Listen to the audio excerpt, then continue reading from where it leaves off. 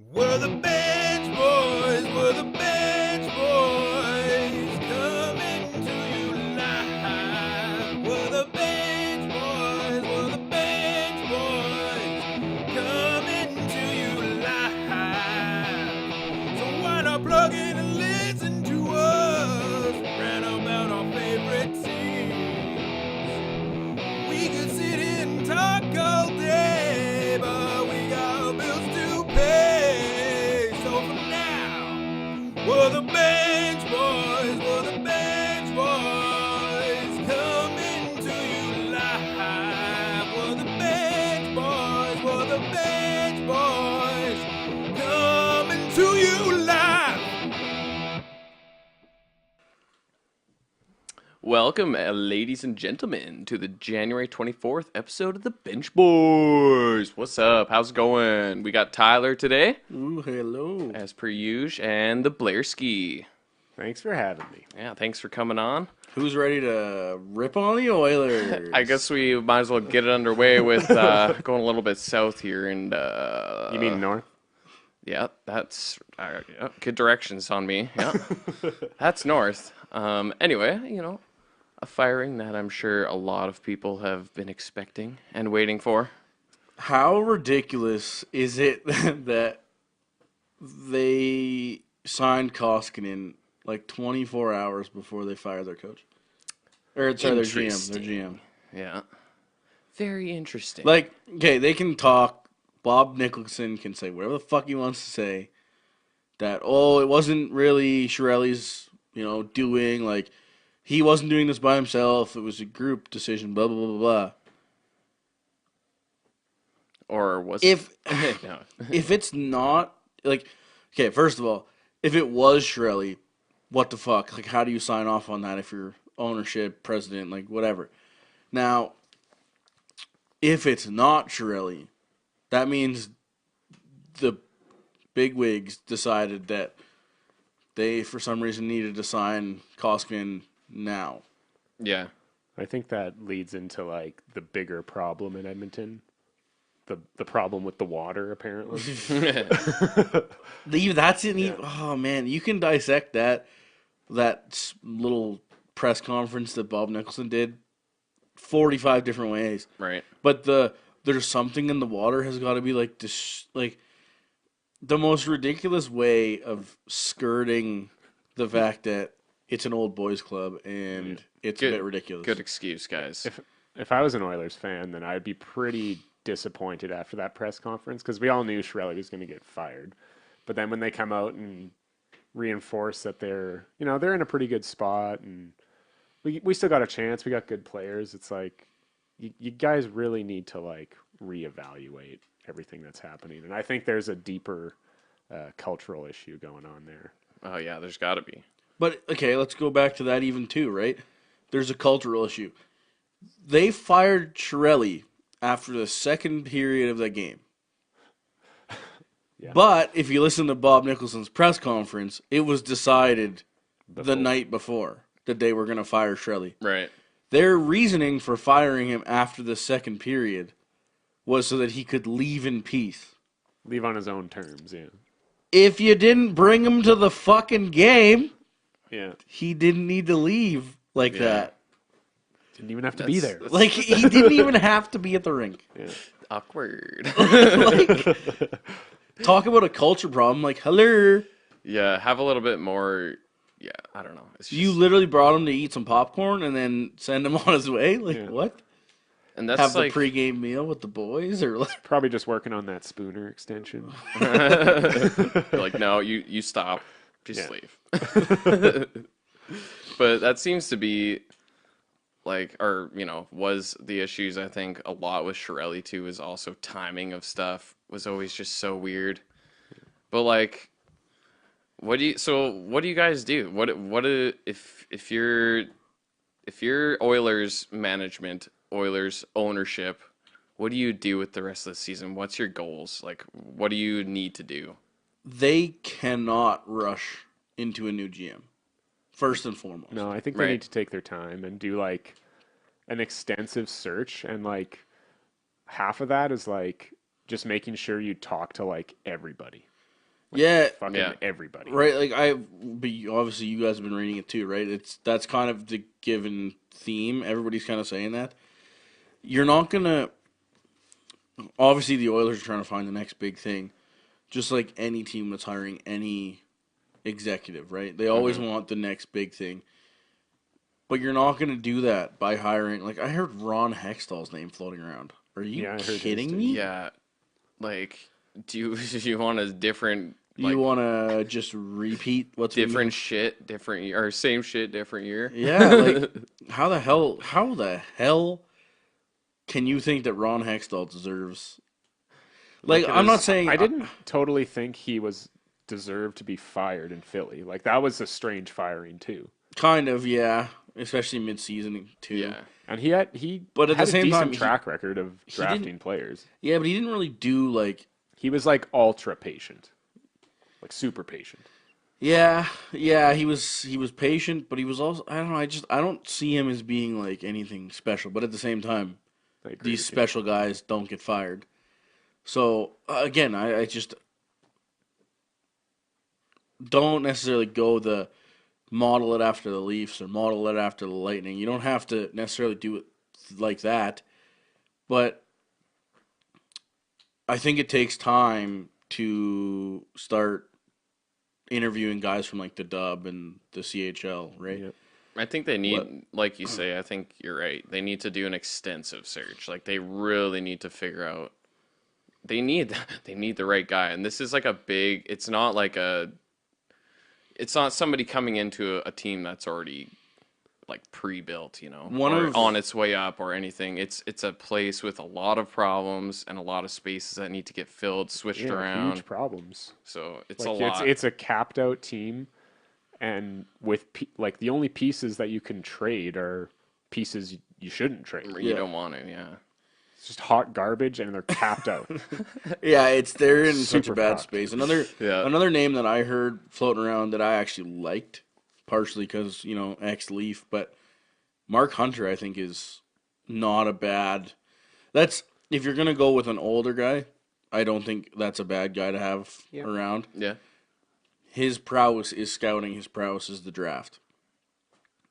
That's all they got. Yeah. That's literally all they got. Yeah. Because like you just Well, said, they went nobody. Right? That's like the biggest things that they have to focus on is, well, obviously, everything about the next year and a half or so has got to be, you got to really nail it, because if not, you got another good few years of this shit. Like, you got to right this ship. You got to, and like, oh, that's the Koskinen deal too, right? I think that might end up costing them big time. How do you sign a guy for that money who only has 24 starts? It's, yeah. He's got 24 NHL starts, and he's got like, I don't know, average numbers. I mean, he's not like a fucking rock star. And you give him, he's kind of, you don't fully know him yet. Look at But that's Chiarelli. goalies. You cannot jump on a goalie in a year. Anybody remember the last Calder Trophy winner that was a goalie? Steve Mason? Steve Mason. That went from the top of the world Yeah. to the bottom in a hurry. Yeah. And Koskinen has never looked like that. Right, and like that even took a little bit, you know, for Mason to get his contract and everything. Like, yeah, Right, so it's crazy to me that, like you said, like, why are they rushing into it? Where the hell was he going? He was going nowhere. Well, the thing is, You paid him $4.5. Well, you're going to pay him $4.5 million a year for 3 seasons. You're telling me that from today, well, okay, let's go Monday or whenever the hell they signed it, until the end of the year, what could Koskinen do to make himself more than $4.5 million a year? yeah. There, you wouldn't think that there's anything, really. Unless McDavid gets hurt and he somehow stands on his head and gets him to the playoffs. Right. He's not making. To me, he's not ever earning himself more than 4 or 5 a year. no. To me, he hasn't earned that money yet. Exactly. So what the hell are you rushing into it for? yeah, I don't. Yeah, the timing again. It's just super weird. The only thing I can think of is they decided they like him, and they know they're going into the summer with no goalies under contract, and they just wanted to lock them up. And they Yeah, just which is decided what- to overpay. Which is what Bob Nicholson said, right? He said that, they were looking at like the scouts and stuff. The pro scouts came together and kind of had a meeting about who was going to be available at free agency. That doesn't mean you have to go overpay your own guy. Yeah. But even then, there's no bidding war yet. yeah, exactly. Like that's the whole point of, signing your own guys is you have time to negotiate, time to come up with a favorable contract for both sides. Fuck, Koskinen's rolling in it now. He's stoked. But not even that, like not even just that, but the 15-team no trade is ludicrous. right. Ludicrous. And that wasn't mentioned initially, was it? No, it wasn't. Yeah, that is out of control. Why? It's so, at least they fired him before the deadline, because it's like, how do you have this guy still? Like, we all, like, after basically the Benning deal, it was like, how can you still have this guy here? Yeah. Like, between Matt Benning and Ryan Spooner, you have $5 million in cap space that's not playing for your team. Yeah. Like, what could you buy for $5 million? What kind of player? Apparently Koskinen.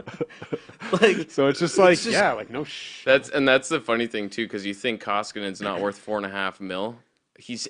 How does he have a no move freaking clause, man? Oh my it's God. absurd. That's how Chiarelli negotiates. He's like, what do you want? Done. Yeah. Double it. It's just no trade clauses are free money, right? Like they're supposed to be valuable. It's supposed to be, hey, here's $3 million and your 15-team no trade, or here's, I would say, 375. Yeah. But instead, it was here's 4-5 and 15-team no trade. Yeah, just have everything you So you're would saying ever that want. kind of values the contract higher than Yeah, even like, that number. I would say that puts the contract, if you put took the no trade off, that it's like 5. Like, was he asking for like 5 and a quarter? Yeah, and like 5.5. Like, do you even think that he was like asking anything yet? Like, it's just so weird. How can he how could you come in here? Okay, I know it's slightly different, but I feel like it's better for the guy who has the contract right now. Andrei Vasilevsky is 24 years old. He is in the second year, I believe, of his bridge or whatever, at $3.5 million. Koskinen is going to be 31, I think, to start the year next year. Yeah. Yeah. And he's going to be making 4 or 5 for the next 3 years after like half a season in the NHL. Yeah. Like a half a season worth of games. Maybe he gets to 50 games. Like, that's I almost guarantee that is gonna bite them, and that'll be the last thing again that Chiarelli's gonna freak him over, man. That's the other thing, right? Like Bob Nicholson comes out and says, "Oh, it wasn't Chiarelli," but everybody's gonna remember it as Chiarelli. Oh yeah, Yeah. this is his last little goodbye. Well, and that's a no-win comment too, because if it's not Chiarelli, then it's like Then it's the people that are still employed. firing Chiarelli isn't fixing anything. Yeah. Right? And like, I was on my way here on the radio. Chris Johnston was on with the Pinder on 960 The Fan, and he was saying that like when Shanahan took over the Leafs, he like fired like 30 people within the organization, scouts, Yep. all that kind of stuff. It's like, I feel like that's what needs to happen in Edmonton. They just The need to hit Oilers- like a reset button. Yeah. Wipe it. Scouts, AHL coaching staff, AHL development staff, everybody. Because clearly they're not developing players either. Right? Yeah. Nobody's coming out it's one thing to hit on your first round picks if you miss, or you have a guy like Puljujärvi who's In and out. sputtering, Yeah. is a problem. But if you need to complement them with other rounds, second, you third, gotta fourth, hit- fifth. Like, you're not going to hit every. You're not gonna hit 7 of second 7. to 7 round Yeah. pick, but You need if a you couple. get one, maybe not even one a draft because it's kind of hard. But if you get a later round pick to do something, it's just or gold, make right? something out of trades that you should have maybe got some better prospects back that you could have scouted better, or like. That's kind of like what I was saying when we went to the game on Tuesday, right? Like if the Taylor Hall for Adam Larson trade had even a 7th-round pick attached to that, Right. there could have still been like a sliver of hope. Yeah. Right. There could have been something there like, oh, maybe such and such guy is a diamond in the rough. Maybe pans out. Yeah. There is nothing. That trade is over. Yeah. Right. Like it's just mind blowing. I just wonder, and like, again, Brian Burke was saying this. He's like, not like no GMs get full autonomy. Like it just doesn't happen. Some get more than others, but I feel like in Edmonton there was a lot of whispers in the GM's ear. So people like that Larson deal. It's like you wonder how much they just wanted Hall out. And they're just like, just do it. And like same thing with the Griffin Reinhart trade. Yeah. Like he traded a first Right. and an early, like a mid-round first and an early second-round pick for Griffin Reinhart, and he's played like 40 NHL games. Yeah. That's because he played for the Oil Kings, and they were just like, just do it, you know? So I just wonder, you know, I feel like Chiarelli's not a good GM, but I don't feel like him being a subpar GM going into that situation and then having those, you know, those bad whispers in his ear just turned into this. Where if you just look at all of his trades, pretty much all of his moves have made the Oilers worse. Oh yeah. Yeah. Like I don't think he's legitimately won a trade yet. Nah. He might have broken even on a couple, Yeah. but he hasn't. I don't think he won a trade, which is crazy. Like Chase On was a pretty good signing this year. Yeah, not Yeah. bad. That's Low great. risk. Low risk, pretty like he's playing pretty good minutes for them. But when you trade a guy like Taylor Hall or Jordan Eberle, you have to get something. Well, it's Well, like yeah. back to what I like because they called Eberle like a salary dump, but it's like back to like again, Benning and Spooner are not playing on your team, and you traded Jordan Eberle, and it's basically the same cap Right. hit. Yeah. And it's like they want scoring wingers. It's like Huh, weird. You had some. he had one bad playoff, and they just ran him out of town. I feel like that was something that happened with that team, 5 years ago. All these players that they had like, think about 6 years ago, 5 years ago. The Oilers had like this solid up and coming players, young guys, Eberle, Definitely Nuge, forwards. exactly, forwards for sure. Yeah. That's all they draft, right? So, but like, and then they had a couple bad years. Maybe some were a little disappointing, and it's like they just folded on everyone and didn't trust anyone in that organization anymore. Like when it comes to players, like they're like, oh no, Hall, no good. Clearly Let's he's get bad rid of in the him. Trade. We need some change up in this room, and you're trading away some of the. This was another player actually, and I remember this last year was a big talk. Why the hell they got rid of Hendricks? And Yeah, he he's went to playing for the Winnipeg, Jets now, yeah. and he was like, I've heard a lot that he was like a big heart and soul guy Yeah. for the room and everything. There was And, like, some More other than players. serviceable. Whenever Yeah. I watched Oilers games, it was like you didn't like Hendricks, but it was like he was effective at that. Yeah, Yeah. and he was like a good grinder guy, and he's good stand-up leadership, heart and soul dude. Someone that the Oilers could probably fucking use But- anyone like that right now. But at the same time, like those guys are often fairly interchangeable, right? Like It's true. Brodziak, like those guys, they still have.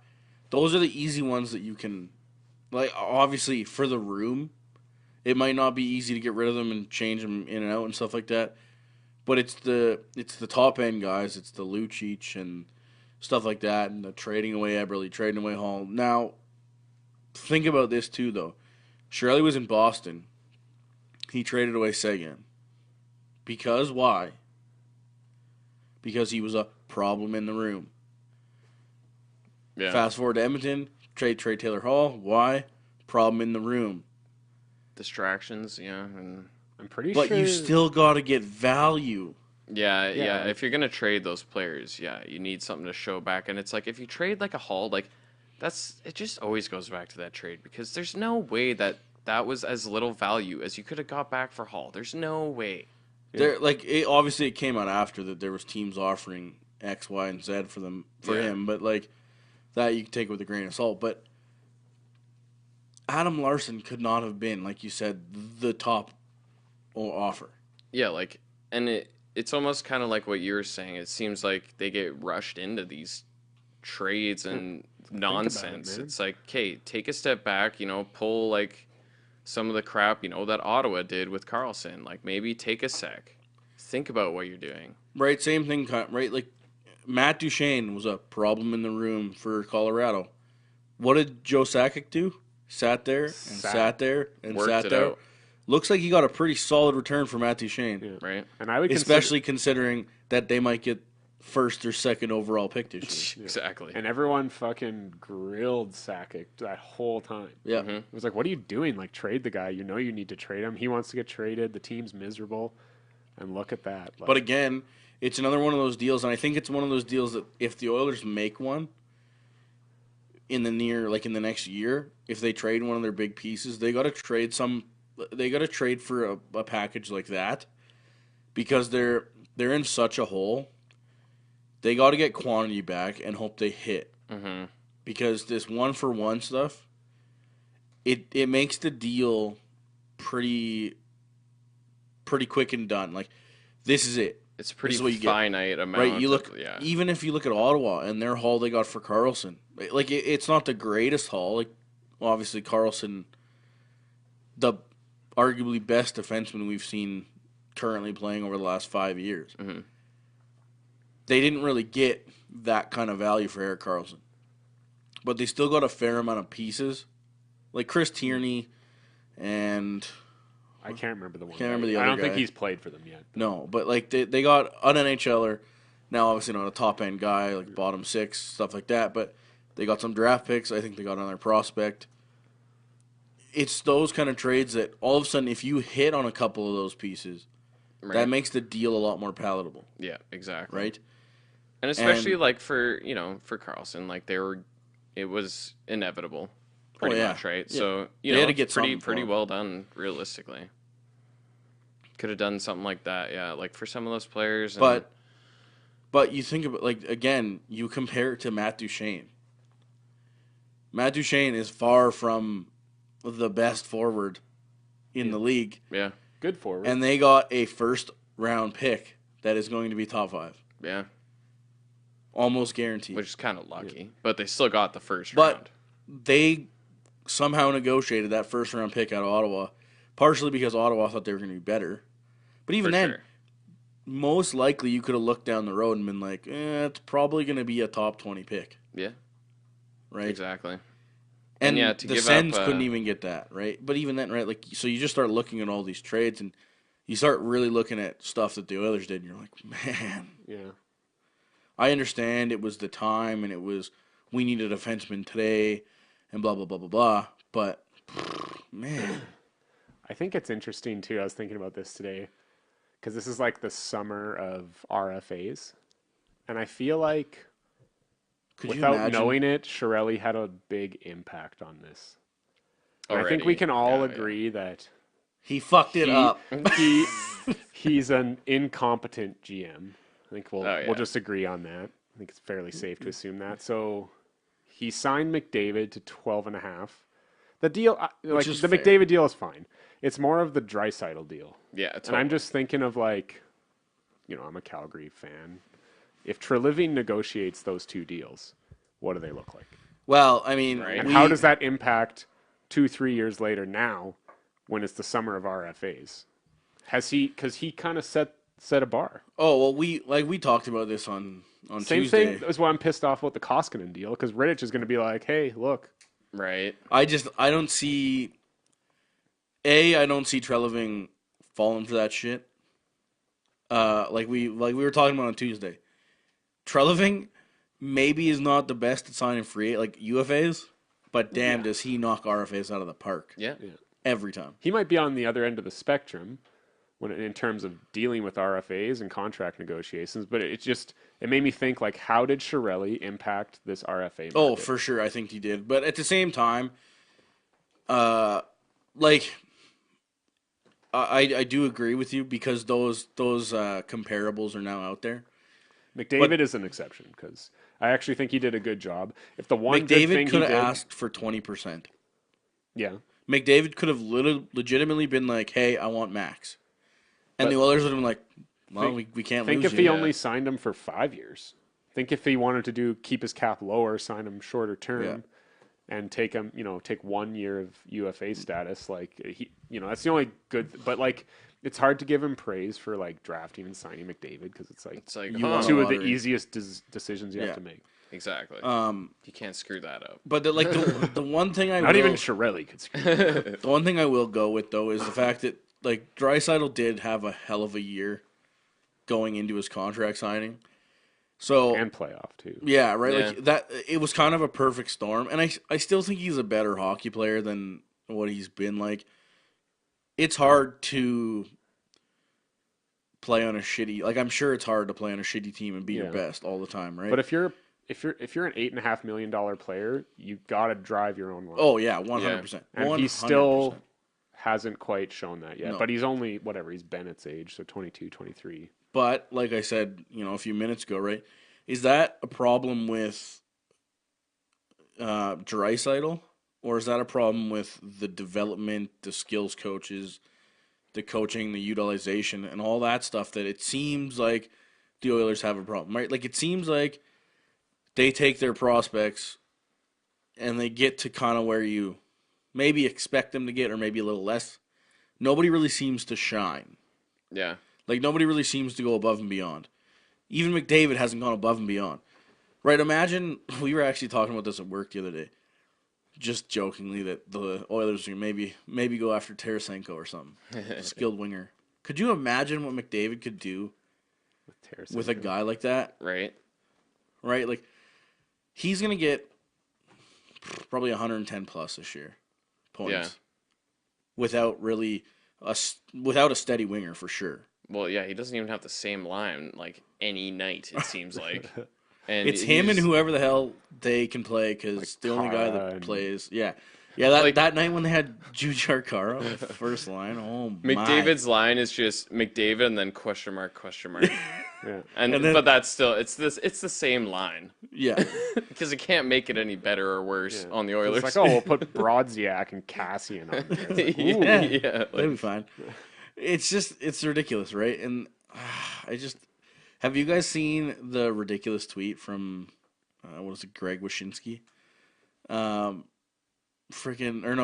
Rob whatever, Tchaikovsky. So this is the Oilers season summed up in I think I saw this one. a short tweet. They can their head coach. They fire their GM. They're 12th in the West and just lost at home. So this was obviously on Tuesday or whatever. yeah. He's like, and I'm not making this up. Statistically, this is the Oilers' fourth best season in 13 years. Yeah, right. Like, are you shitting me? Dude, they're about to have like one playoff appearance in the last 12 seasons. Yeah. Holy fuck. That's another one too, right? Like, they're like 6 points out of last or something. Yeah. Yeah, They're 3. good. Oh, well, sorry, out of last. Yeah, out of last, not out of the Okay, playoffs. sorry, I was going to say out of the playoffs, they're only 3 points. which is hilarious too. Like how, and that is actually crazy because like, can you imagine this year somehow they pull this out of their ass and they like get into the playoffs after all this would be hilarious. But when do you ever see that happen? A team that's on this trend that it does won't. this kind of moves, it's like, no, like Your season's over. It's they just have a too less much than, of a. they probably have like a 20, well, I could check right now, but they probably have like a 25% chance, maybe 20%. Not even, yeah.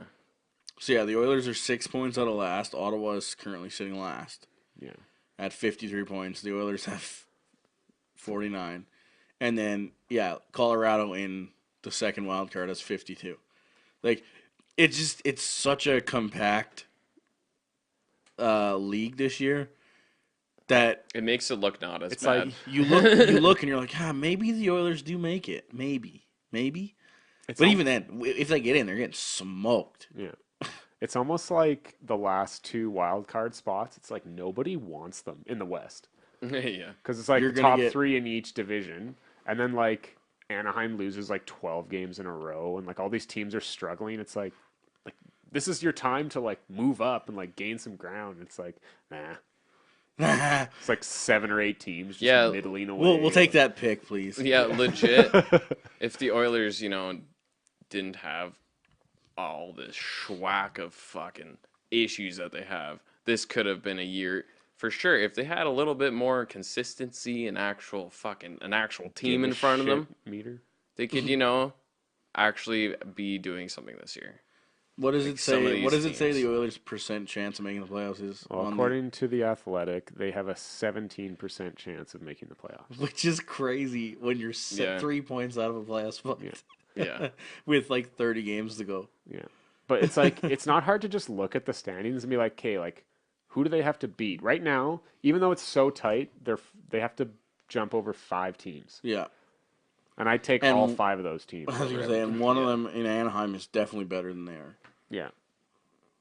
Right? Like St. Louis. Even St. Louis. Yeah, like, I think St. Louis is better. Because St. Louis is like, when they've been playing, I don't even know, as late, 6-3-1 in their last 10, which is not bad, but like early on in the year, they were really struggling. And it was like garbage. It was kind of like, why though? Like they have a pretty good roster. Why? Because Jake Allen doesn't want to stop the puck in October and November at all. Like it just doesn't happen. I mean, yeah, goaltending big issue, but they kind of survived it before and been pretty good teams. Like last year, they were a pretty good team, made the playoffs, and they even traded away Paul Stastny. Yeah. So it's like you have pretty much the same Yeah, team. that was funny. And like not like Allen was different than being Allen last year. So it's like no, last year he got told to take a vacation in January. Take a walk, bud. Like Go think about stuff. he was pretty rough last year too. But at the same time, last year they had Tarasenko, Shen, sucking. Schwartz, Yeah. Pietrangelo, Parayko was playing good. Like they had a lot of offense last year. Where this year it doesn't seem like Pietrangelo's not having a very good year, and Parayko's been like rough. Tarasenko's been bad too. Like really under. Plus, they also came out earlier this year and said like everyone is available. Yeah. So I don't know. It's San Jose. Like you said, St. Louis is one of those teams, right? But even then, if you look at like San Jose and Vegas, they were pretty slow to start the year, right? Like they gave the Oilers a shot, and they. Yeah, you can't say that you didn't have an opportunity this year, and you blew it with multiple terrible moves. Like you said, right? That first round, you finished a wild card. You're playing Winnipeg or Calgary at this point, and if it turns out to not be Calgary or Winnipeg, that means whoever passed them is hot. I was gonna say they're on fire. Yeah. Like it would be probably like Nashville or San Jose or whatever, even Vegas. Right, like it's gonna be just like last year. It's gonna be Winnipeg and Nashville fighting out for the top of the Central. Yeah. And it'll be whoever's hotter is gonna win that. And then if San Jose manages to come back and outdo Calgary for the rest of the year, good luck with that first round. It's gonna mean that they're playing out of their minds. I'm sure the Oilers can beat Brent Burns and Erik Karlsson and Vlasic. They have more scoring on that D line than Couture and like Hurdle and Meyer, who are having good years. It's like, they actually have depth. The Oilers like, we got McDavid and Draisaitl. That's the difference, exactly. One line and other players. And it goes Human back bodies. to kind of they're 6 points out, and they don't have anybody. So like, maybe Oilers? if we can 3 build a points bit out. behind them. Yeah, the Oilers are 3 points out. They're only 3 points out. If they put a little bit more behind Draisaitl and freaking McDavid, maybe they could do something. But yeah. Well, no, they'd rather trade away those players and then have a bunch of other players that make the same amount of money and then healthy worse. scratch them and send them to the minors and shit. That's another one. Like you just look at over the last week and a half of Chiarelli's. Not even. I think it was a week. Right, like Spooner. It wasn't long. Spooner and Ratty go on waivers. Okay, that's ridiculous because now you traded Eberle for a player that's on waivers. Oh man. Over in theory. But then on top of that, it comes out that Sekera is going to come back. Yeah, it's like. But if they were to activate him off of IR, they were going to be 1.395 over the cap, even with Ratty and Spooner in the minors. Right. So they would have had to put more guys in the minors to cover salary, to bury salary. Or trade someone for nothing. Or trade somebody for basically nothing, right? It's just like, oh my God, dude. It's like the amount of complexity that you guys fucked yourselves with. And the one that I really thought was hilarious because it was just like another layer of shit that Chiarelli dealt himself.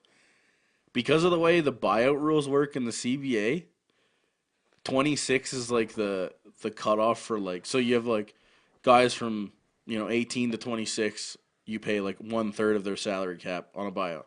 26 to 35, it's 2/3. 35 plus is 100%.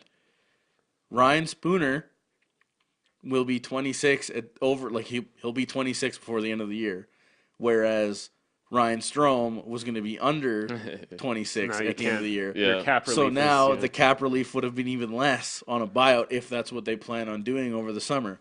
It's just like that one more little thing where you're just like, oh my God, Chiarelli. attention to detail, Right. man. Obviously did not have much of that because he missed a lot of details. I love this. I can't remember who tweeted it too, but it was just funny.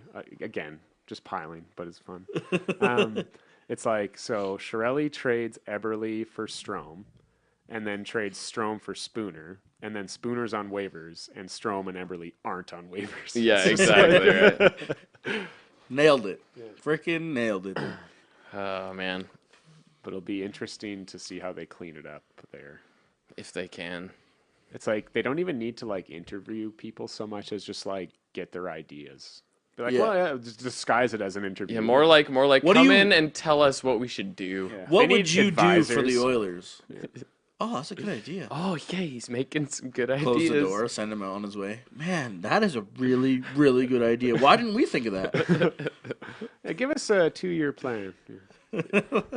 Too bad their list only includes like Kevin Lowe and Craig McTavish.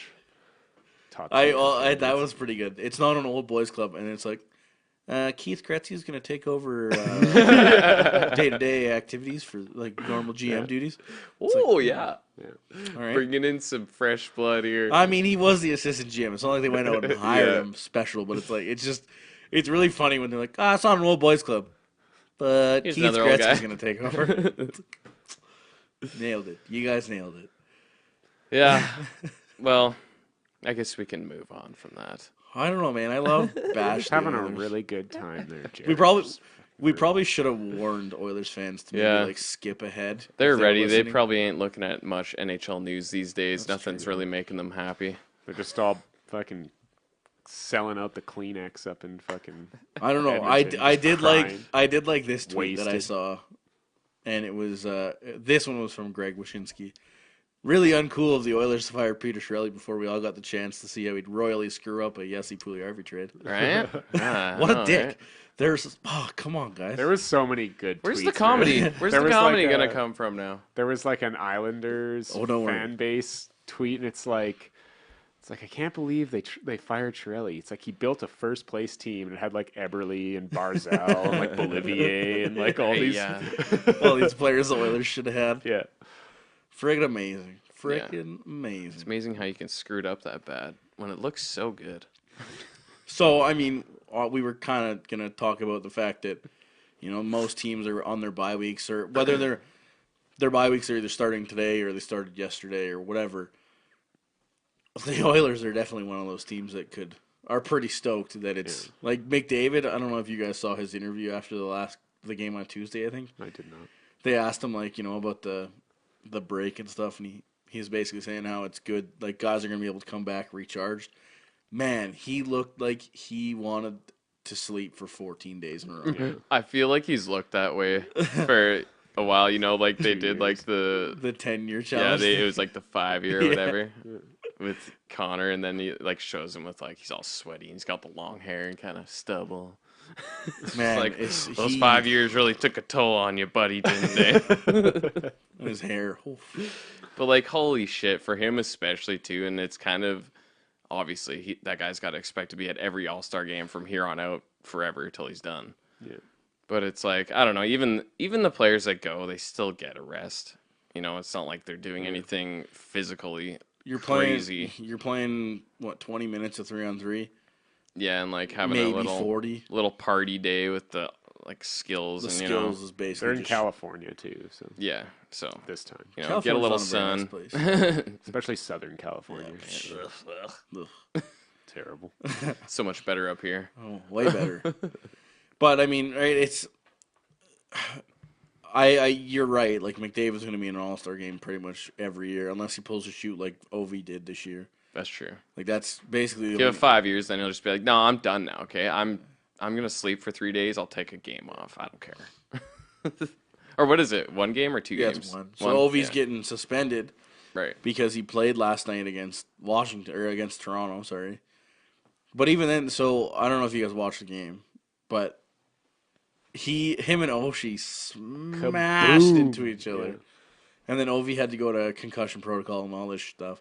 Again. And they brought it up on the broadcast, and I'm pretty sure he'd still have to miss a game. But They Elliot, said he was hurt. yeah, if so, they said hypothetically today, if he woke up with concussion symptoms, they said, do you think that Ovi would get a pass on his suspension because technically he wouldn't have been able to go to the All Star game either?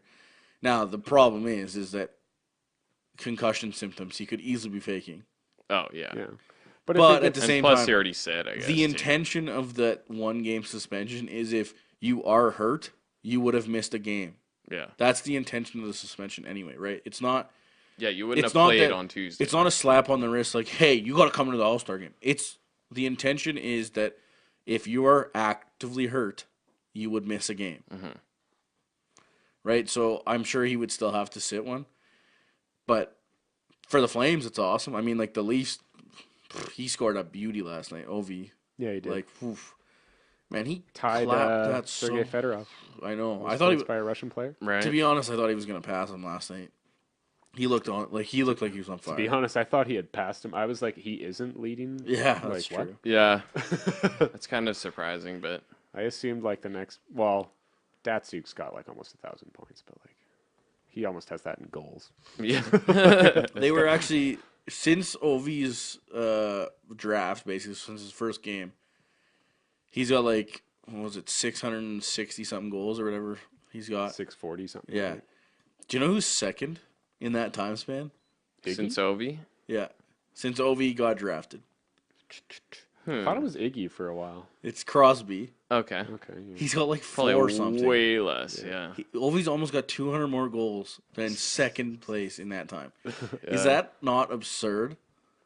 Yeah, that's insane. I'm constantly amazed. See, and by then you Ovi. could, right? And like that's when you could argue the whole like era thing. Like I go back to eras and let's Oh, see yeah, a like- span in that time who's that much far ahead. Well, that's it, right? Like it's one thing to compare Ovi to like Gretzky or to, guys like that, Rocket, whatever, that have been scorers throughout history in different eras. But when you start comparing guys to their era and you're like, these guys all shoot on the same goalies and they've only got like the best guy aside from Ovi has 4 something. Yeah. And he's got 640. Yeah.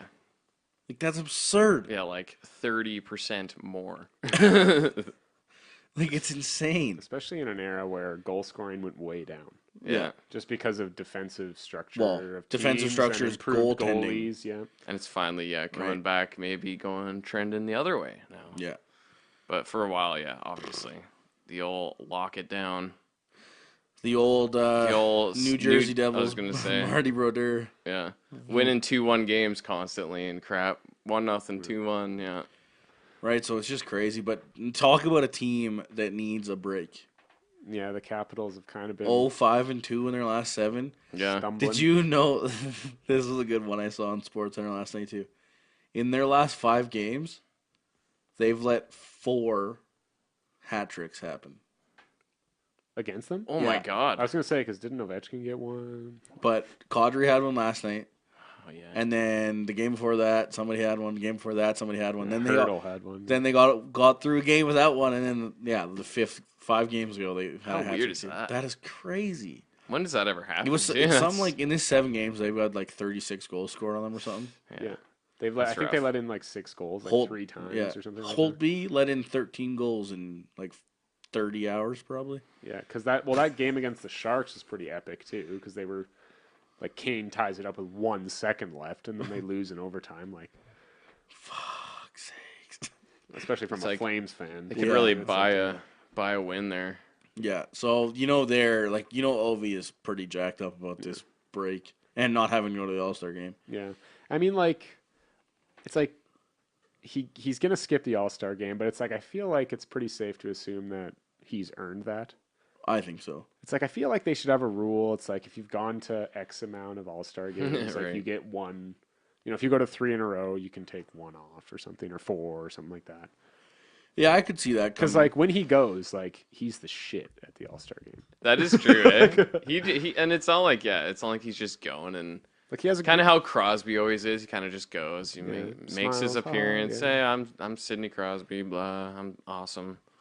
But Ovi, like last year and like the last 2 years, he's been really, Yeah. he participates a I lot. was thinking about one. I can't remember if it was in Ottawa or Montreal, but he was like wearing like the weird hat, like the Canadian flag. Oh yeah, right. Like It's just the like- sun hat thing Yeah. with like the big I sunglasses. definitely remember. I cannot remember when that was, but It was that in a- was awesome. Yeah, but it's like I feel bad that he's getting suspended, but I mean, another thing Don't is- feel too bad. Yeah, no, they're playing He the is. Flames. Yeah, he is coming up. suspended against your team. Yeah, But it's they good. get the break, and then it's like, okay, recharge, and then you like play one of the best teams, second best team in the league. It's like it's gonna be Go from one best team to another. Yeah. But Yeah. again, you look at that even, right? Like the Leafs have been like the Leafs as a whole are probably pretty happy that they get a break, get a nice, get away from the rink because they've been hot garbage for the last, I don't know. They've been struggling for They sure. before last night's game they were 9-9-2 over the last 20. So they're 10-9-2 over the last 21. Yeah. pretty average. That's super duper average. Yeah. Right, It's that wasn't especially when they 82 game. came out on that looking fine. It's not where you Oh. want to be when you have the team that you have. But then they go and beat Washington like it was November again. And Freddie makes 40 saves, and they score Classic. 6 goals.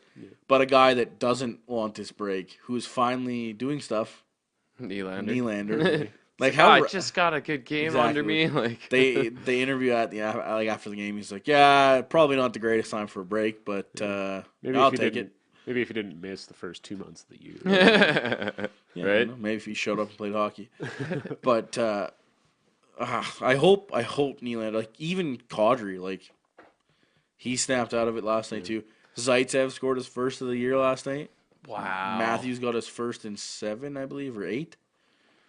Right? Yeah, Matthews hadn't scored in a while too. Marner yeah. put one in the empty net. Like it's But how much stock do you put into the break? Like, is it like I guess for these teams that are really struggling, it's probably good, but I feel like I don't know, like if you're away from your team and you're not practicing. yeah. It's not like you're gonna practice and make things better. It's like a work break. That's the thing about it too, right? Well, not really. Lots of guys fucking Yeah, go they're down going on south and vacation. they just party for a few days. Well, The guys no, that that's don't what I go- mean. It's a work. It's a break off work. Like you Yeah. don't even practice I thought you were for I a portion thought- of those misunderstood. days. You don't even practice or anything. Yeah, so it's Yeah. like the whole league's gonna come back pretty rusty. Well, yeah, that's the thing too. That's why I don't know. Obviously, if you're someone like Nylander who has a really good game like that, even Kadri too, I'm sure gets a hat trick. He's like, oh, I want to play again the next couple nights. yeah. But it's the same. Everyone has to go through it. Yeah. So Yeah, it's one of those things. It's probably different for each guy. yeah. The nice thing about it is maybe James Neal, put it this way. Maybe a guy like him, like, first of all, we were there on Tuesday. How fucking robbed did he get on Yeah. that? Like, that's pretty much just how it's been going. Well, actually, I don't. I've heard that a bit. It's like that's his season in a nutshell. It's like the first 2 months he was bad. Yeah. Like he actually That's played true. pretty well on Tuesday. Didn't Yeah. get rewarded, but he had jump and He has been made an playing a impact. lot better the last, I don't know, 5 games. But, man, it's But- like a tap in for his first, shot into the net in a while, Yeah, right. His other goal is a tip. right? few 2 games of them. ago. I think his last 2 were tips. Like, one was Or off his foot rebounds or right? whatever, Yeah. too. Right? Yeah. So it's just like he's got it. He corrals it to make sure this doesn't happen, and then he goes to shoot and whoop, plop over his stick. It's like, are you kidding me? But a guy like him, right? Like maybe he's not, because he, like, personally, if that was me, I probably would have broke my stick in half, like instantly, just. His done. face said it all. It's got to be frustrating for him. But if you're, holding your stick too tight or whatever, this could be a good way to kind of relax and chill and kind of just get back into things. Come back to the rink and you're Yeah, charged, for- you're recharged, all that stuff, right? Yeah. Now, if it's like for the guys that are, just doing it, the typical kind of like Kyle Connor or something like that, right? Like your Jets that just keep rolling. Is it going to affect them? I don't know. I doubt it. Honestly. Still think For- the good teams will be the good teams. I was gonna say, and for good pros and good professional teams, it is what it is, right? Washington and Toronto have been struggling, but I'm not worried about them particularly. Like, Not yet, anyway. It's these lapses happen all the time. Yeah. At this time of year as well. Two good teams. Well, look at Washington, right? Like they're Yeah. arguably one of the best teams in the East still, Oh, yeah. right? So Definitely one of the most favorited and feared, probably. I still. would say, especially come playoffs, right? Yeah. right? Like if you look at the Metro right now, are you scared of Columbus, Washington, or the Islanders? It's definitely Washington you'd be most scared about. Whether or not they're 0-5-2 in their last 7. Yeah, it doesn't really matter. Come bite time. Come playoff time, Yeah. I'm worried about Washington and Braden Holtby. Yeah. For the moment, I'm really worried about Holtby because my fantasy team is struggling. Yeah, those last 2 games didn't help you much, eh? I put Nylander in for the first time since I got him. Just a remarkable management position or job you did with that. Maybe you should get Edmonton hired. is looking. Yeah. Maybe I could interview possibly What's your 2-year plan, Mr. Lilly? if they offer me the job. I'm going to sit out Draisaitl for 45 games a season. Keep him Rick fresh. David's first to go. I'd trade Draisaitl for Nylander straight up. It's a dressing room problem. I Yeah. think so. Get rid I'm of him. down. I'm No one down else for that. speaks German. But yeah, another team actually that, speaking of, we've kind of talked about the Jets a little bit, but they're going to benefit off this break, getting Sherratt and Bufflin hopefully back. That's true. I know that, Bufflin hurt himself like pretty bad. yeah, well, But it's he's- been a I while. don't have an injury report, but He's supposed to be back. Well, He's getting they kind of better. said, they kind of said at least till the All-Star break. Yeah. But at least, it's good for the Jets because it gives both of them a chance to miss time without missing games. yeah, Get healthy. Both of those a good players time to get are hurt, really yes. important. Yeah. Not Well, that it's a there good is time no to heal, yeah. for sure. And it's a good time, for them to have the break because, that's 2 major top 6 D. Like, of course, with Bufflin. Buff Daddy. Buff up that power play a little bit more, too, He's so buff.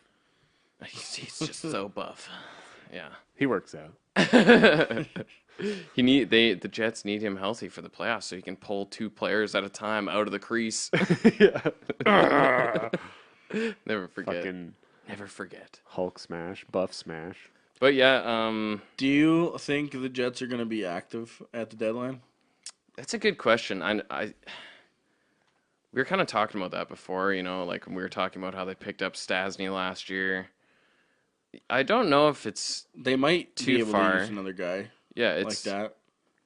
And especially you never know. Like I don't know exactly how bad still Ehlers is, but at the end of the year, and like he didn't have the greatest season so far. Anyway, he was starting to get it together. He got slotted on the top line for a bit.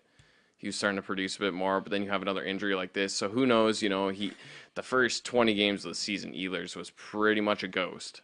So Basically, yep. who knows if that can affect how he's going to come back at like however long it's going to be. I think it's still another 2-3 weeks at least. Yeah. So who knows if they try and bolster up with someone like Simmons or something, right? Ish kind of thing. Or a Furland or Somebody heavy like that would be Right. not so bad. So I wouldn't count them out. I don't think they necessarily need to, but it can't hurt, and especially if you're going to go for it. And they're pretty, like, Shovel Dayoff's pretty smart GM. Yeah. He doesn't like to give up his picks. They draft really well, so I think if they do anything, it'll be more like the tinkering. Yeah. Obviously, their top 6 is, like, pretty elite, so Yeah. especially If that top- Laine is, putting the puck in the net. Yeah. Yeah, well, it depends what month it is, I guess. Right? I think he's on. This should have been the month where he scored, however many. Yeah, because he scored a shit pile in November, right? Yeah, and then he kind of went quiet, and then he should have been. And he's still been quiet. It's such an interesting season. What an interesting thing, Man, honestly. it's crazy that he's on pace for like 40. But mostly the reason he's on pace for 40 is because he scored like 18 in a month. Yeah, 18 in 1 month. And that's so weird. It's just so odd for a pure goal scorer to go through that much fluctuation month to month. Like, not even that, like even week to week. Well, it's like, as a Leafs fan, I'll put it this way. 7 games felt like an eternity for Matthews. Right? I don't know what it's felt like as a Jets fan. The reason is I think it's not as bad is because you got frickin' Wheeler and Scheifele who are just like, that's the thing about Matthews, I think, is it gets a lot more magnified because maybe, Tavares has probably took some heat off him this year. Yeah, that's what I was going to say. And Marner. I think it's magnified because it's Toronto. Yeah. Also that. Exactly. But yeah, like, if you want to compare it, like, I think Tavares and Marner are the Scheifele and Wheeler to Matthews now. Yeah. To Laine, Pretty much, I guess. Same. But kinda. it's, man, 7 games felt like a long time for Matthews. And that's the thing, though, I feel like when Matthews is going through a stretch like that, it's different as well because he does a lot more other things on the ice. Well, he plays sometimes, center, yeah, and sometimes when you're watching Laine, he disappears. Yeah, and he's like just a goat. Like, you're a pure scorer, and you can not even be noticeable. Noticeable in a full game. Please score. Noticeable. You noticeable. But, like, seriously. If we kind of talked about this on the RFA episode, right? Like, Laine, we were expecting was going to get paid. He is spending money like crazy this year. Right now, right? Like, after November, it was like, holy shit, he could hit 60. Yeah. And then all of a sudden, it's like, he might hit 40. That's what he's had 4 goals. Well, like you said, Jared, it's like that's what makes this situation so interesting. Because if you look at from that episode to now, how have things changed? How have these RFAs been performing? Most of them generally well, but Laine is an exception because it's like he does one thing very well, super effective, scoring goals. But like you're saying, when he's not doing that, he doesn't bring a lot else. And you know what? I think that's another thing that has to, I think, go back to coaching as well, is that you need to make him more accountable in every area of the ice because you can't just be, floating around then, I get a power play opportunity. Okay, I'll try and score here. You got to do things 5-on-5 too, and you got to, like, be responsible in your own end, back check. Well, like, Laine gets compared to Ovechkin a lot, which is a natural comparison. Understandable. But, like, when Ovechkin's struggling, like, you'll see him, like, rock people. Yeah, he leads the Capitals in hits right now. Yeah. That's awesome. Probably helps. And he brings that other element to the game. He's a more natural leader. He's more gritty. So I just think that this is pointing towards Cheveldayoff being, like, less hesitant to commit big dollars to him. And I think if this trend continues, I mean, he could get hot again, but if you're on pace to score 40 goals, but you only get 60 points, like, you're really good at doing something that will make you lots of money. But if there's other holes in your game, like, he's going to notice that. How much, like you're saying, how much money is he spending? Are they leaning more towards a bridge now? Yeah, and how much are you helping your team overall? Well, exactly, right?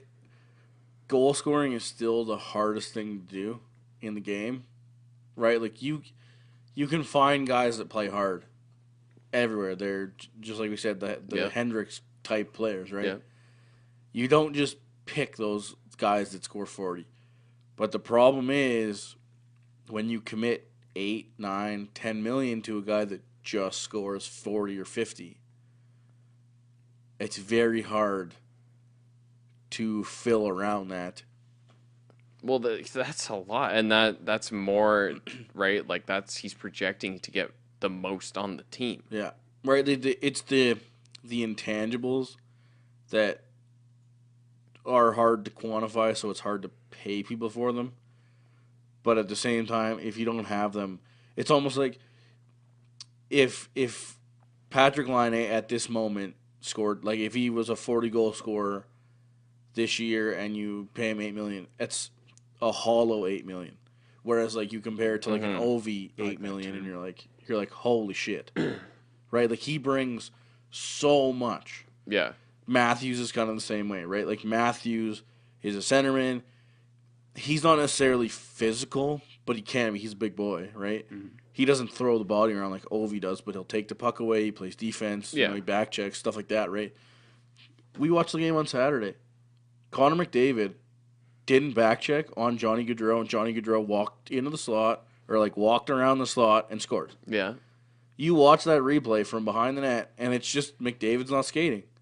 They got scored on for one reason, and that was because McDavid, the fastest skater in the league. Peter Chiarelli. Sorry. Oh, wait, wrong name. Right? Like, it's stuff like that you need. It's the way the NHL is now. Back pressure is so big. Yeah. And, like, Laine can score as many goals as he wants, but if he's on the ice for just as many against, it's useless. Exactly. And I think that the Jets are definitely going to notice this. Like, Oh, yeah. You can't.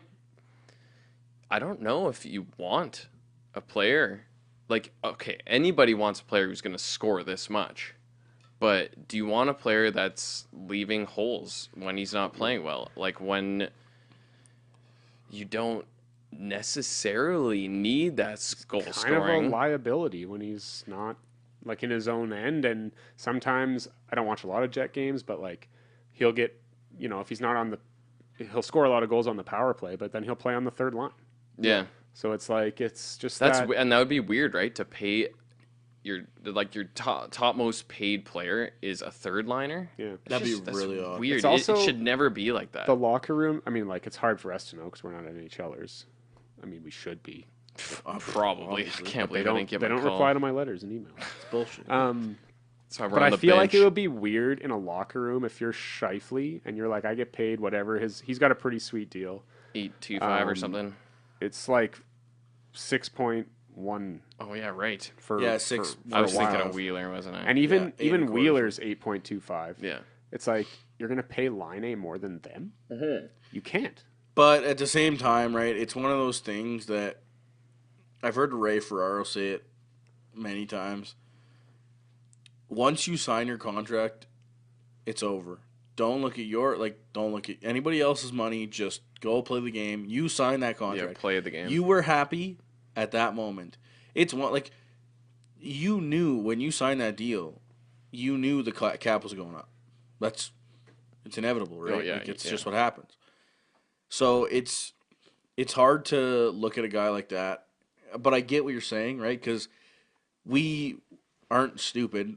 Blake Wheeler and Mark Scheifele are way more complete players, and they put up more points than Laine's put up, right? So it's tough, but at the same time, if Laine could easily right now or after the break go on another one of these fucking heaters and score another 12 goals in February, Don't doubt it, realistically. right? Yeah. And this whole conversation changes because all of a sudden now he's on pace for 55. I don't know if it does change, but I don't know. It's But just we're kind of expecting that. it's just the inconsistency. It's just so boggling. It and is. it's It's crazy worrisome. because It's worrisome. I mean, goal scorers are inconsistent. That's just. I mean, it happens. Like right? hot, yeah. hot and cold, hot and cold. But again, we've talked about this too. The thing, like everybody who plays in the NHL is a good hockey player, right? Even a freaking Big Earn. Oh yeah. Big Earn, when he was here, he went and played with some men's hockey guys, and he would dance you, Yeah. right? So they're all good hockey players. When it comes to being the top, though, it's how consistent can you be. Mm-hmm. But at the same time, 50 is 50, Right. right? When And somebody if you- somebody says I'm a 50 goal scorer, then well, how many did you like? 10 a month, 50 But goal yeah, scorer? but in or, how many games? Like in Yeah. like 8 a month or what? Like yeah, if you have 40 goals, it doesn't mean like And you you know- score every second game. I feel like Yeah. It's probably it's got to be more on Laine. He's I got to agree. take ownership too, and I think that's probably going to come with the learning curve and growing up, but he's just got to learn that to be the best in the NHL, you got to play every night and you got to take ownership of when you're not playing well. And yeah, I wonder if that's part of the case too, right? Like, is the Tuesday in January game being like, is it hard for like is Laine having an issue getting up for a game like that? Yeah, usually this time of year between Christmas and the All Star break is kind of like, right. You know? Just get through it, like even Christmas to trade deadline almost, right? Like once trade deadline hits, it's like, okay, guys, foot's on the gas, like let's go. Yeah, then it's drive. turbo. Yeah. So that's another one of the questions, right?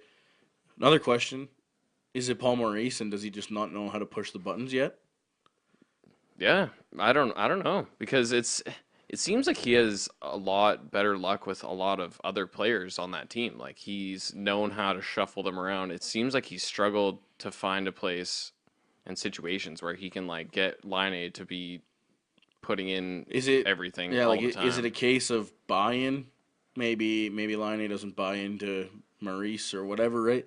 And you never really want to hear that, because I think Maurice does a fine job in Winnipeg, right? Like, they're not first place in the Central for fun. Right.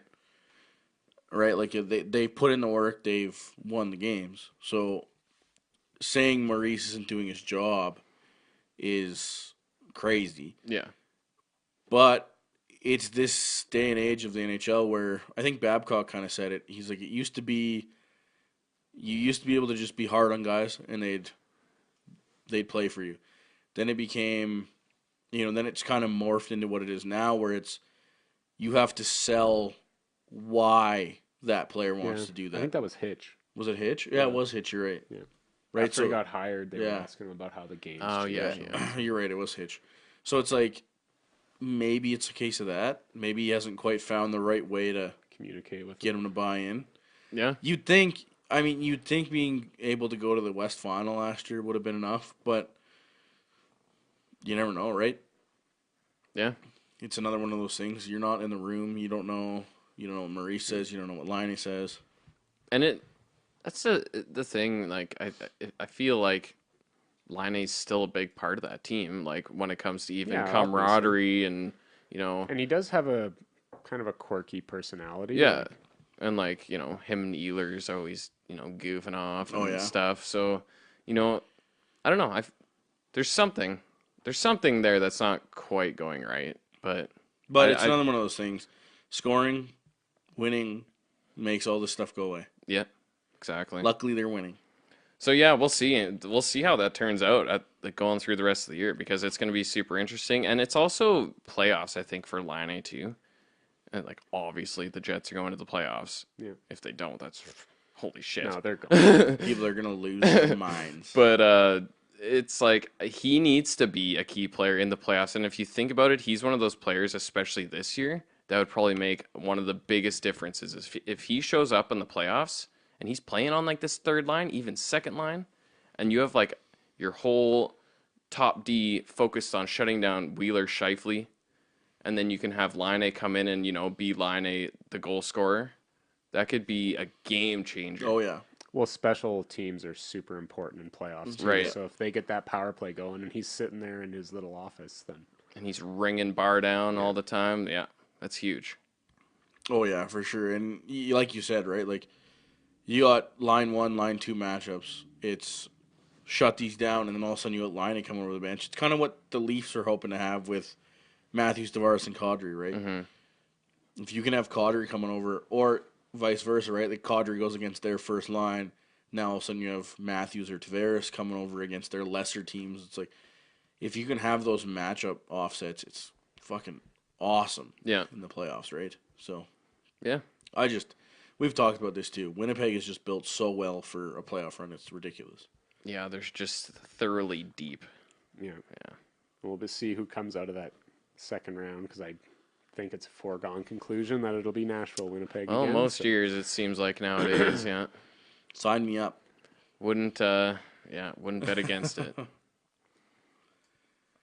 But, I mean, going into that, I mean, the All Star Game, it's... As much as we don't necessarily care about the All Star Game, tomorrow's going to be fun. Mm-hmm. The skills competition is always the best part, right? Yeah. Like, I agree. That's what I like watching the most now. Just because you can, I don't know, watching the game is so funny now. Just because the players don't even care. Let's be honest here. Like the goalies are working half-ass. It's just fun. Whatever. I don't know if I agree. Time. You know, I actually, don't know if I agree with that. you know what? Last year was pretty good. You're right. Once they get to that final game too, you can tell that those last two. Because what did they win? Did they win like $1 million? It's $1 million for the Yeah. 11 of them. And then MVP gets a car or something like Something that. like yeah. that, yeah. You Truck. can always. I've noticed that though, because this is what the third year with the 3-on-3 format. Yeah, I noticed in the first 2 years. Yeah, the first couple of games are just kind of like, what the fuck is this? La-di-da. Just like, oh, end to end, oh, beautiful play. The goalie kind of just, dives across. Oh, he saved it. Wow.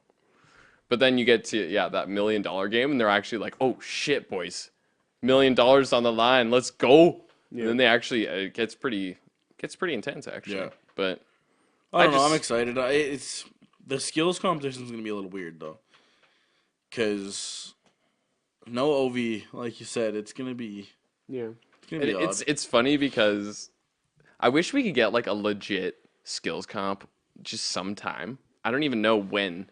You don't even have to do it during the season. I just want to see like legit who's the fucking fastest skater and shit. Yeah. Get like Darren Helm in there. He's never gonna go to an All Star game, but damn, that guy's quick. Yeah, every team Like, has get like some a of those. trial. Whoever's fastest on the team, Yeah. they'll send that guy. Hardest like, shot, Yeah. like most accurate. Like, let's get all of these guys. They never Yeah. might not even be like in an All Star game, but I want to legit see that. Like Michael Stone clocked a huge slap shot a couple years ago at the well, Flames. it's up like, to us, man. We vote him in. vote in Send- Michael Stone. We sent John Scott one year. The fans have too much. That Did then you they guys- changed it though. That's Did you guys why. see John Scott's tweet Yeah, when he fell making to the fun ice. of Pat? No, not that one. Oh, okay. That was crazy though too.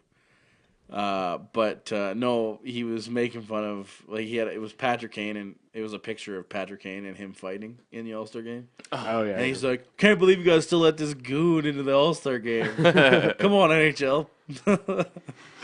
It was Yeah. fantastic. Yeah, that was a funny year. Oh man, good old John Scott. Yeah. And then who was the last year? Boyle or whatever. Yeah, Brian Boyle. Brian Boyle. Sorry. Yeah. Brian Boyle made it. Yeah, that was. I don't know. They released one this year, right? Like that? There was no one like that this year. There's no real story kind of like that Yeah. either. No. So It'll be interesting though, because who's there for San Jose? They have three. They have Burns, Carlson, and Pavelski. Yeah, okay, that's what I thought. I'm still not sure if Carlson's playing. Oh yeah, because Oh, he Missed right. he missed their 2 games That's this true. week. So I'm still a little might bit see unsure. a new update tomorrow. I haven't seen anything that says the contrary, but Me neither. So that leads me to believe that the Should be game's in fine. 2 days, yeah. and it's in San Jose. So, and you feel like if he doesn't go, I was a little bit worried about them sending Gio. So I was like, he could use the, I know, right? He's probably like, yeah, I'm good.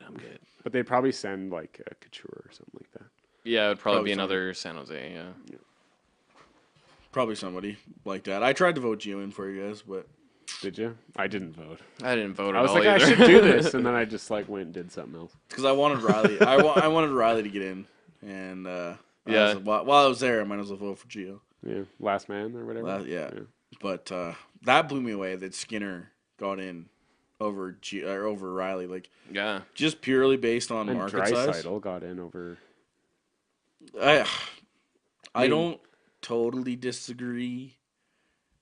I was hoping Draisaitl wouldn't get in, but there wasn't a whole lot of choice in that Pacific Division bracket. To me, it was Gio or Draisaitl. Yeah, But pretty much. I don't know. I was just blown away that Skinner got in over Riley. Just you'd think that the 10 million people in Toronto, never mind Yeah. the fact that Leafs fans are everywhere. But Yeah. again, it's one of those things. Do you want your guy there, or do you want Yeah, Riley at the same time too. Probably Have an he's extra like, break. "Eh, go to Mexico? I'm okay. Go to Yeah. Hawaii. Yeah, I'm sure they prefer that. They're like, oh fuck, I got selected. Last minute in, damn. Like friggin' Bergeron. Maybe Riley would have been a little bit more Bergeron stoked. just don't vote for me. I want the day off. yeah. Gets in the way of my all-inclusive trip to Mexico. But yeah, I don't know. Well- I'm tuning. Like tomorrow, the PVR is set. If I'm not around, I'm Yeah. watching that. What time does it start? I think it was 7. I think it was 6 Pacific. Sweet. All right. So, Might have to tune in. and then I think I'm sure the All Star Game's probably 6 Pacific. Well, because they have to play a few. It's like a...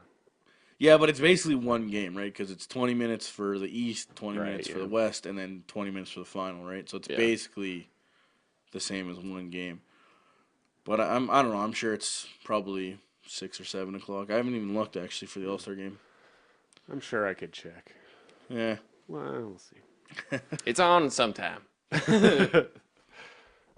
The skills competition is tomorrow at 7 o'clock Calgary time, and the game starts at 6 o'clock Calgary time. So that'll be all right. Make for an early night compared to normal.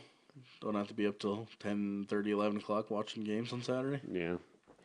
Yeah. I'm looking forward to it. Me too. Well, I guess that about wraps it up because that's our whole weekend this weekend. yeah. Yeah, that is the weekend game. Maybe the Oilers hire a GM by Sunday.